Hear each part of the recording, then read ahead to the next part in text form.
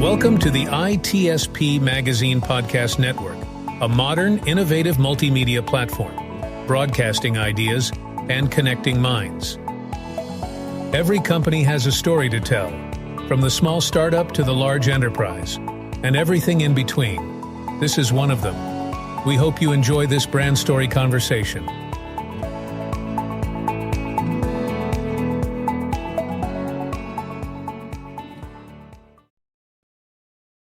And here we are. You're very welcome to a new on location coming to you recorded live.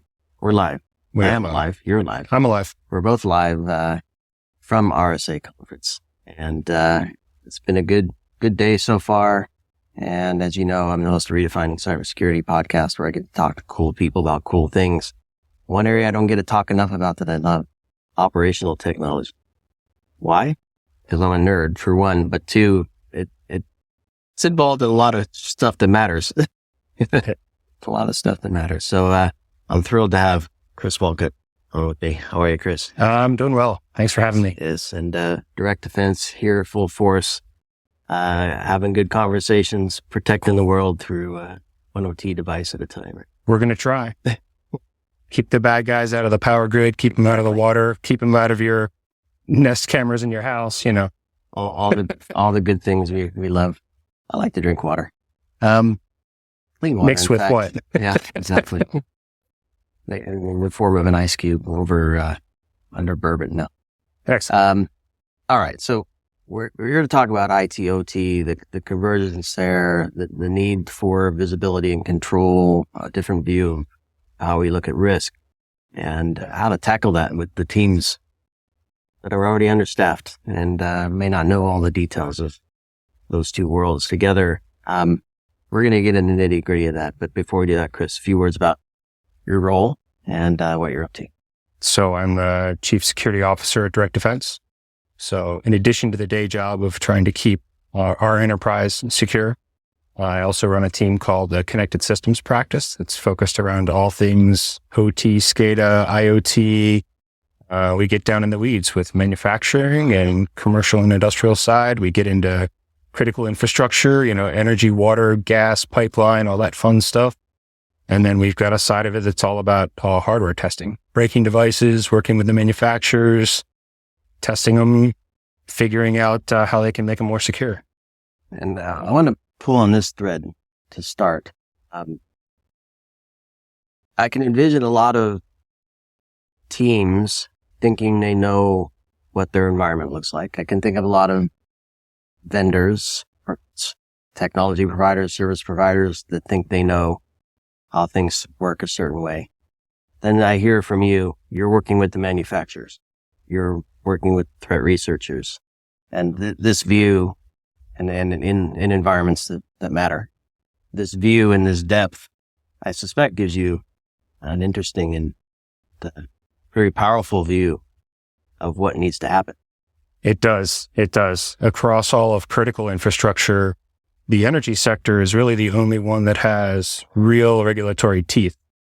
So the bulk energy side can be fined $1 million per day per instance of non-compliance for the NERC-CIP regulations. Regardless of all the other presidential directives and regulations that have been put out, there's nothing else with that kind of actual enforcement capability that exists across any place else in critical infrastructure. So water, oil and gas pipeline, production, you move over into telecommunications and rail, everything's focused around safety. There's not a lot that's focused around cybersecurity. And if there is, it's generally guidelines. You move over into the manufacturing space, and a lot of these companies have done things to protect their IT environment. They've got the perimeter firewalls, they protect the corporate side. On the OT side, they kind of put the security perimeter wrapper around it, but then inside that space, they don't touch it. It's very hands-off. This is operational uptime. We can't mess with it. We don't patch it. We don't scan it.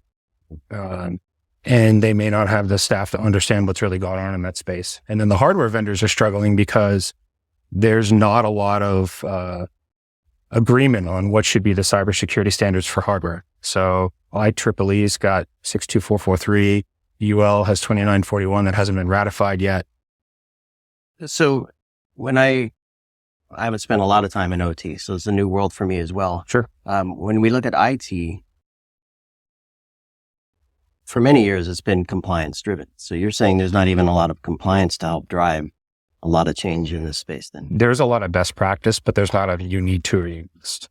Right. And so a lot of organizations haven't done what they need to, or they can't get the money.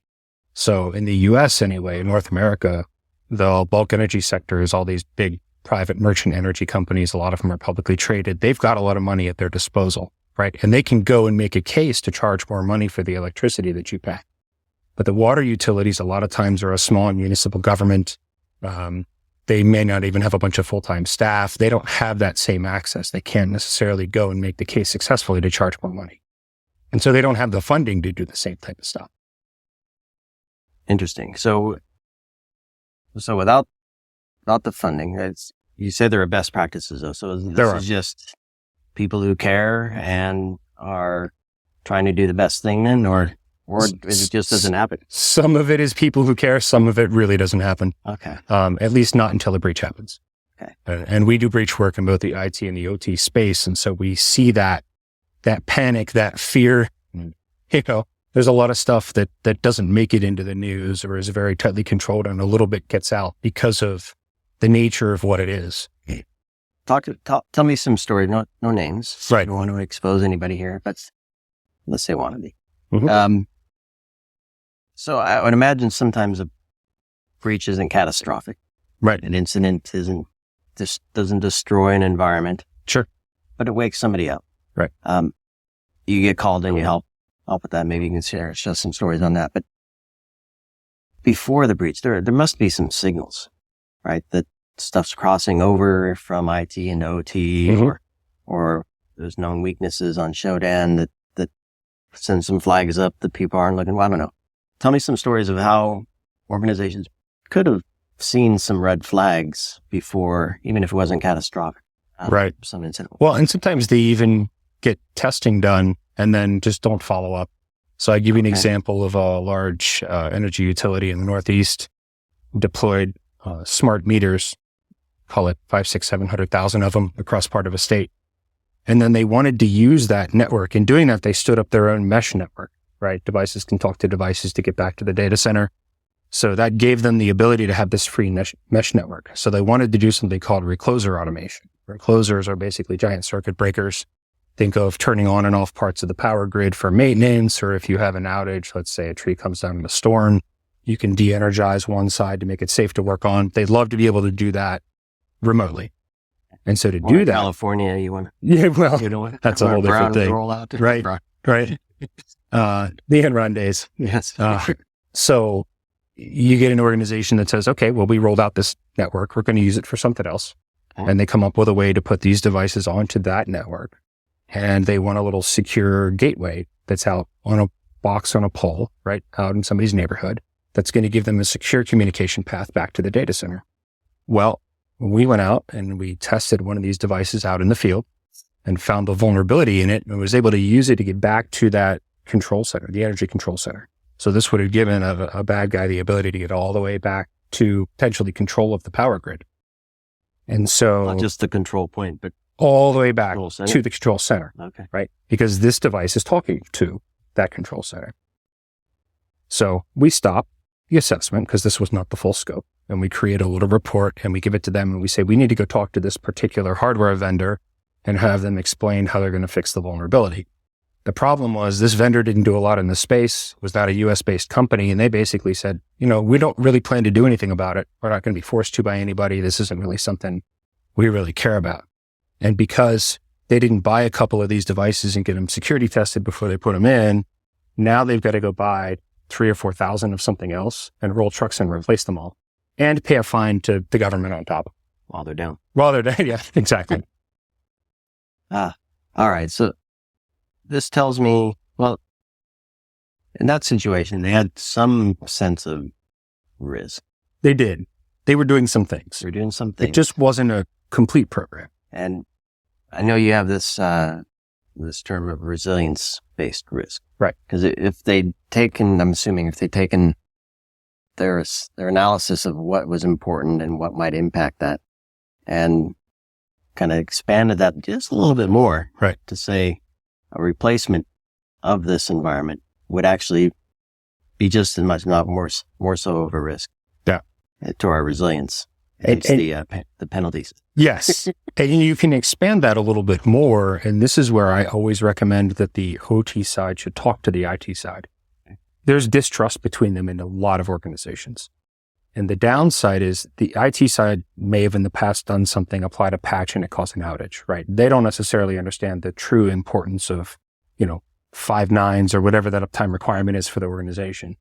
But the OT side doesn't necessarily understand that IT is used to vulnerability management and patch management, and they've got tools and processes. And OT could and should be making use of it.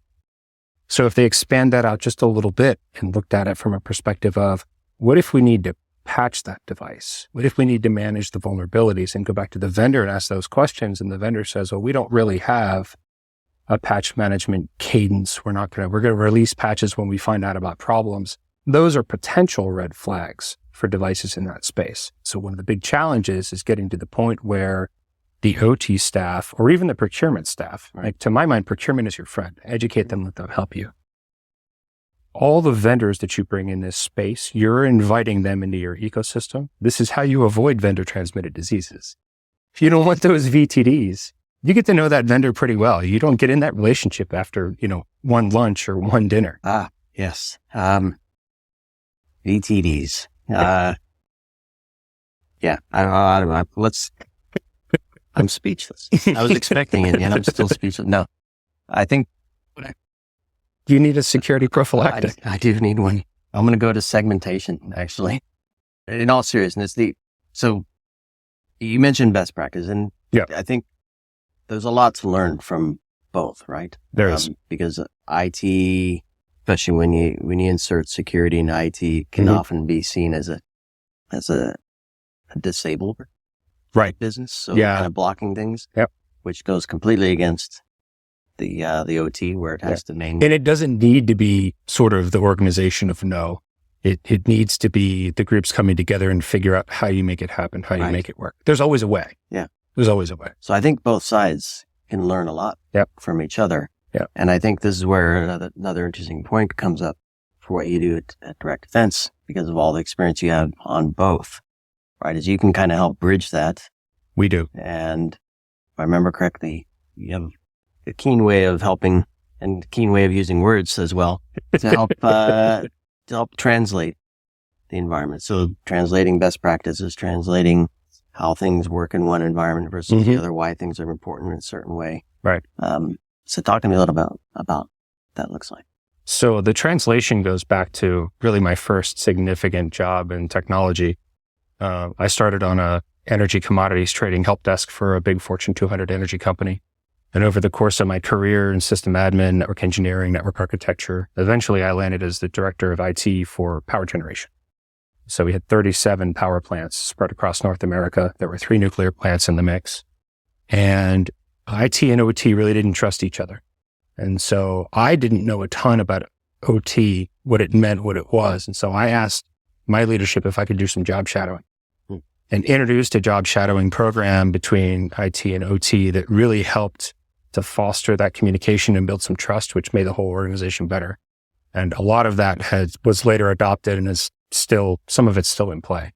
But because of that, the team that we have at Direct Defense on the connected systems side, which is our OT practice, is all built from practitioners. Everybody who's on the team has been responsible for either designing, building, or running OT SCADA systems. One worked for a big manufacturer and then ran a water system for a major city. Another worked for 2 energy companies and went on to run manufacturing for a well-known brand. I spent almost 10 years with Constellation Energy, which is the parent company of Baltimore Gas and Electric, and then another almost 7 with Black & Veatch, which is a large engineering firm that builds critical infrastructure. And we have another who was on the Cyber Patriot team that I coached that won the national championship in 2016 and is a very well-known, becoming world-renowned hardware hacker.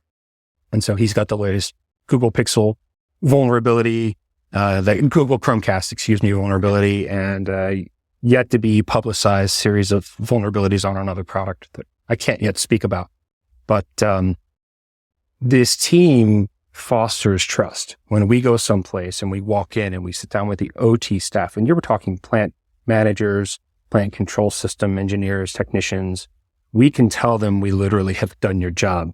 We understand your technology. We know we need to make sure that everything we do won't cause an outage, won't take time away from operations. We're very respectful of the fact that there's one of you in a 1,000,000 square foot facility. We get it. And because we get it, they will open up to us and understand that we really are trying to help. We're going to help them try to figure out how they talk to IT to get the funding, to get the tools, to get the people, to get the training so that they can make that system more resilient, right? But they have to focus around things like vendors that release patches every 18 months or vendors that won't let you patch your own systems. So there's a couple of these SCADA system vendors. Factory repair is still an issue there. Mm-hmm. Some of these, and particularly in other countries. The team was over in China and Japan recently. And we're working with a very well-known SCADA system vendor that is also well-known for not letting you patch your own stuff. So if you don't have the annual service contract, they don't come in and apply the patches for you. When we saw, one of the systems we saw hadn't been patched in almost 10 years. How do you get around that? Because you can toss security layer products on top. That's not going to solve that problem. Well, you do, but they also don't have the visibility of what's happening, right? So without the visibility, you don't have a baseline. Baseline tells you what's normal. You see what's abnormal. You can take some action. You could truly take that system offline from the corporate side if you wanted to. You could disconnect it from all things not self-contained, mitigating right? That causes problems on the business side, but a lot of the business processes could be handled on paper if you really had to, right? For some period of time anyway. And usually the manufacturers will tell you, hey, we can run on paper for 8 hours, or we could run on paper for 2 weeks before we have to stop. But these vendors, if you don't provide them their annual service maintenance payment, they won't come in and apply your patches. And so that's about executive leadership realizing that that service contract is more than just what if, but it's ongoing life cycle that really needs to happen. And if somebody who understands the business side doesn't explain it to them, they just may not realize it. Back to procurement. Sure. And leadership having the wherewithal to support that it's a necessary thing. Yeah. So responding to some of these things, I made a bit of a joke in terms of you just throw security on top of it and then that problem goes away. Hey, you spray it on instead of baking it in, right? Exactly. Yeah. But you do need some layers of security. You do. Similar to IT. It looks different, acts different, smells different. Organizations need, I would presume, more OT teams. I'm thinking back 10, 15 years ago, 20 years now in cybersecurity and the IT side. Yep. You don't just set it and forget it. No, right? It's continuous. And if you don't know how to set it right in the first place, then you might be missing the mark as well. So talk to me a little bit about how you work with some of the security vendors to ensure that, to your point, it's going to help maintain and ensure resilience, but not kill the OT team in the process. So a lot of that comes down to, one, having things set up so that you understand the criticality of the environment. So I still call a lot of this critical infrastructure, even on the manufacturing side. It's just business critical infrastructure. And so some things can run on their own. Some things can't. Some things are critical, which shut down all operations, and some things don't. Even understanding and having a catalog, having an inventory of that, sort of the IT inventory problem brought forward 20 years, that OT inventory, what's criticality? This system can't run without that. This business process requires that we take data from this and we take it out through a DMZ and give it to the business side, right?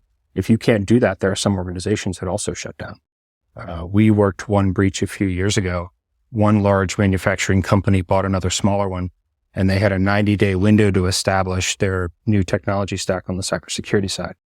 And about 30 days in, the smaller company got breached. And one of the things that it did was it shut down their ability to ship product. They could still manufacture product, but they couldn't ship product. Okay. If you can't ship product, you're out of business. Yeah. And so understanding what those critical processes are, you have to have the teams working together. The OT side has to talk with leadership. The IT side has to talk. You establish that nature of these are the things that we have to have. And that's how you start to build the roadmap for that security. Now, a lot of times, the teams that are on the functional side on OT, They know how to keep it running. They know how to make sure that it does what it's supposed to, but they may not know a lot about the advanced side of cybersecurity. The way the market is right now, also one of the other challenges is that a lot of critical infrastructure is built in places in the world that people don't necessarily want to live. So it may be out in the middle of nowhere. It may be in an industrial area with a lot of other companies where there's not nice housing and great schools and some of the other things. And so it's a challenge to get the staff and retain them. And so some organizations end up in a situation where they need a good partner. Right. And we as direct defense get a lot of that because we get organizations, large, well-known name brands that you would recognize, that struggle to be able to meet their staffing needs in the OT security space. And so when they can get some, they can have them on the road and traveling around. But if, the organization I'm thinking of, 37 plants globally, they're not going to be able to find everything they need. And sometimes they'll have positions sit open. And so we become the force multiplier. Okay. We've got the experience. We've got good references. We've worked with other firms doing similar things. We can come in and give them what they need. And in some cases, actually help them make the changes. And because of the OT background of our staff, they trust us. They know that we're going to be careful. And then you go that step further and you talk about, well, how do we understand what's normal? You can buy, as I mentioned, you can buy the best OT visibility tools that are on the market. You can buy the Clarities and the Nozomis and the Dragoses of the world. They will help you get their product up and running. But if your network is not segmented properly, you're not going to see the data you need. You're not going to get what you have to have from that. And so we will come in and do what they won't. And that is help you make the specific changes to route the traffic across a point of inspection where you can see it and help to take a protective action. Got it. And then otherwise you end up no tails to chase. Exactly. Or too many. Exactly. And because these are not situations where you can just install an endpoint agent. That's not a thing in the OT space for the most part. And then you go a step further. And if the organization is big enough that they do have their own IT SOC, that IT SOC doesn't know what OT is. They don't have any background or training. You could train them, but it takes time. And so we also, as a partner, have started to work with the convergence of IT and OT on the managed services side. And so the IT SOC has OT cross-training and a capability to escalate to the connected systems team that then have designed and built the stuff. And you get a cohesive capability for visibility, some semblance of endpoint protection. You can wrap in that risk assessment piece. We can do the incident handling and response and make the changes to get you the visibility and tuning that you need that the platform vendors, frankly, aren't prepared to dig into. While adhering to the need to stay up and running. Be resilient. Right? Yeah, exactly. You can't be down just because you're under attack. You mentioned best practice before. A lot of the OT space, what's usually referenced is the Purdue model. Yeah. And the problem, the Purdue model is great in a perfect world, but you can't go 7 or 8 layers deep in a space where runtime is that important because a lot of these systems are 15 and 20 and 25 years old and they can't handle an extra 10 or 15, literally can't handle an extra 10 or 15 milliseconds of latency. Yep. So you can't segment that far. So we boil it down. We usually end up with maybe 3 zones, 4 zones. So you've got kind of the operational zone, all the stuff that's taking an action. A lot of times you have the sensor zone, all the stuff that's taking readings. You've got kind of the control zone, all the stuff that's in charge. And then you're going to have a DMZ because you got to take that data. Usually it's fed to a historian and you've got to feed it out to either a manufacturing excellence or an MES system, or it might need to go to some sort of shipping or an ERP like an SAP that allows for the billing and the raw materials control and all that stuff. All business stuff. Right. But you have to have some idea of where the data is moving and what it's supposed to look like. And that's once again where the experienced staff comes in that have run manufacturing facilities, that have run power plants and substations or water and wastewater facilities. They know what that data is. They know where it's supposed to go and what it looks like. Yeah. So Chris, as we begin to wrap here, let's say something to 2 audiences. IT folks who have friends in OT and OT folks who have friends in IT. Yep. So the first I want to hear from you is, and I want you to draw upon your conversations with customers as you can. Yep. What can IT say or do to their OT counterparts to give them an aha moment that we're here to help, not force stuff, but to actually help with what's going on here? I think one of the biggest takeaways that IT can offer to OT is let us help you understand where the data is going so that we can help you protect it. And we've got some of the tools, but we also know that we don't know enough to not make mistakes. So we need your help, but we also need you to listen. Let us show you what we can do, and let's figure out where it makes sense. And the IT side is used to documenting the relationships and the data flows and things like that. And that's something that OT typically isn't. All right. So that's a good tip and best practice. How about in the reverse? What are some aha moments where OT hears what you have to say and they realize, all right, that makes sense. And I know how to take action now. Here's how I'm going to go have a conversation with my executive. So OT needs to understand that the world is changing. The attack surfaces are changing. They may already have ways that people could sneak into their environments, and they need to ask for help. They need to understand that there are processes that need to be put in place that are different than what they're used to. And the goal is to maintain that uptime, but it has to happen in a way that's a little bit more secure than it's been in the past. A couple of areas that they're probably accustomed to that may not be going the right way. Remote access is a big one, right? So a lot of times they'll have vendors that need remote access because they've got a maintenance contract. They need to let them in. They need to let them come in and do their periodic, and it happens remotely, right? What they're probably not doing is shutting off those access accounts when they're not being used. They're not monitoring almost under the keystroke of what's being done in those remote sessions. And they're not necessarily restricting that account so that it can only get to very specific devices.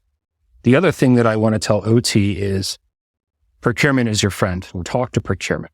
Take the time to educate them. A lot of times they may not have your level of technical expertise on those OT systems, but if you can give them a checklist of the 10 or 15 things you have to have, and there's some things you may not be thinking about. So if there's a vulnerability that's identified in one of your devices, it should be in the contract language that they need to notify you if you weren't aware, and that there's some reasonable remediation window, or that they help give you something else that can help protect you in the meantime, some sort of remediation action. And if you can't get it from the vendor, then you turn back to IT and say, what can we do to protect this in this short period of time? Oh, that's fantastic, Chris. I think both teams have a lot they can gain from chatting with you and the rest of the direct defense team. No question, visibility. Yep. The start, collaboration between the two. A skill set that crosses both domains. Don't have it now. Chris and team have it. Yep. And we're happy to educate everybody we come in contact with. Yep. So we're happy to help teach the team. The more you know about it, the better off we all are. Yep, absolutely. And I'll close with resilience-based risk assessments. Resilience-based risk assessments. Yes, indeed. I think it starts there, and the ability to communicate around that will help shape the rest of it. It does. Perfect. Well, Chris, I could chat with you for hours, but we'll leave it here, and maybe we have another conversation, more stories. So thank you very much. And thanks everybody for listening to this episode coming to you from RSA Conference. Thanks for joining me, Sean, on Redefining Cybersecurity. We'll see you here this week. Lots more coming. Thanks for having me. Thank you.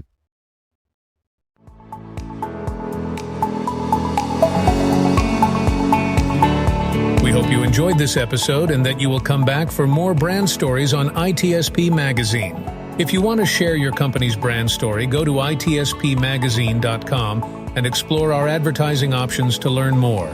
Remember to share this podcast with your friends, family, and colleagues, and stay tuned for more brand stories as we continue our journey toward redefining cybersecurity, technology, and society.